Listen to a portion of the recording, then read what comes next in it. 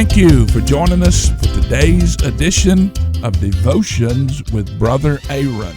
I'm so glad that you choose to join us every day, Monday through Friday, for these little short devotions, and I pray there being a spiritual blessing to you.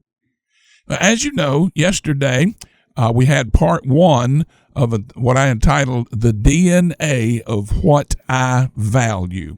Today is part two of that same thought, the DNA of what I value. I was raised to value honor. If you told somebody you were going to do something at a particular time and in a particular way, then they could take it to the bank. It was going to happen just as agreed upon. Why? Because your honor was at stake. Your word was your bond. I say without apology that honor is something I still value today. It's wonderful when people do what they said, when they said they would, the way they said they would, even if it brings hardship upon them to do so. I was raised to value God and church. My parents raised me in church where I learned of a God who loves me. Because my parents disciplined me in a consistent, godly manner, I learned to equate God's discipline with His great love for me.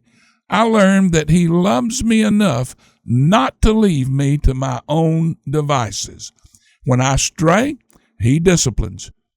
And trust me, if you've never been taken to the spiritual woodshed by the Lord, it's a place you don't want to go. Listen to the voice of experience right here. I've also learned to acknowledge Him in all my ways. He demands and must have first place in my life. God will never play second fiddle. I say without apology that I value my relationship with Jesus more today than ever before. The older I get, the more I realize that my relationship with Him is the single most important thing in my life. And to me, there is no sight more beautiful than a husband and wife taking their family into the house of God to worship and to instill these same values in them. I was raised to value moral absolutes. My Christian heritage instilled in me a moral compass that teaches me there are some paths in life I cannot travel. By their very nature, some things are wrong and some things are right. Some things are black and some things are white. And more often than I care to admit, by excusing sin, I create the shades of gray in my life. Again, I create the shades of gray, not somebody else, me. I was listening to a preacher friend who made a very powerful statement. He said, I have my heavenly bags packed.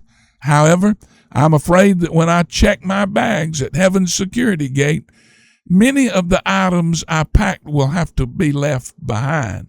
Whew, what a truth. Friends, drunkenness, riotous living, perversions, addictions, idolatry, judgmentalism, bigotry, hatred, selfishness, and a myriad of other sins we excuse away as shades of gray or as our humanity simply cannot enter there. And if they cannot enter there, listen to me, and if they cannot enter there, how can we embrace them here? Oh, wow. I was raised to value faith in humanity. I was taught that God values every one of His children, even those society rejects, and that there is good in all of us, and that people basically want to do what is right. If I could not and do not believe this, then I have no right to be preaching the glorious redemptive gospel of Jesus Christ. I have forfeited that right. As vile and wicked as the world may have become, I still value faith in humanity. My faith forces me to believe that God hasn't given up on us yet. And I once heard somebody say that every newborn baby reinforces that fact that God has not yet wearied with humanity. These are but a few of the values that form my spiritual DNA. My faith in Jesus Christ compels me to stand strongly for them, to speak up for them, and to be a moral voice in an immoral world. We must not allow our Christian values to become so diluted that we lose our spiritual identity and our moral voice. Again, I was raised in an era when values were taught and modeled not only by parents, but also by business owners, schools, adults, the church, society, and the community at large. Among those values were discipline, manners, respect, and honor. Sadly, somewhere along the way, we devalued or totally abandoned these values, characteristics, and traits. Our only hope as individual Christians, churches, and society at large is to return to them. I do not mean to paint a bleak and depressing picture of humanity, but I believe the time is at hand when the spiritual DNA of all men will be revealed. Let us stand strong for the values Christ placed in us, our spiritual DNA. Lord, my prayer today is that you would challenge us to perform a checkup on our spiritual DNA. And regardless of what others are doing, would you help us determine to govern ourselves as Joshua did when he spoke to the children of Israel? And he told them, "And if it seem evil unto you to serve the Lord, choose you this day whom you will serve, whether the gods which your fathers served that were on the other side of the flood, or the gods of the Amorites in whose land ye dwell.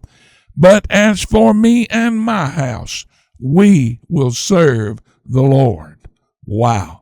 And Lord, I ask this in your name. Amen.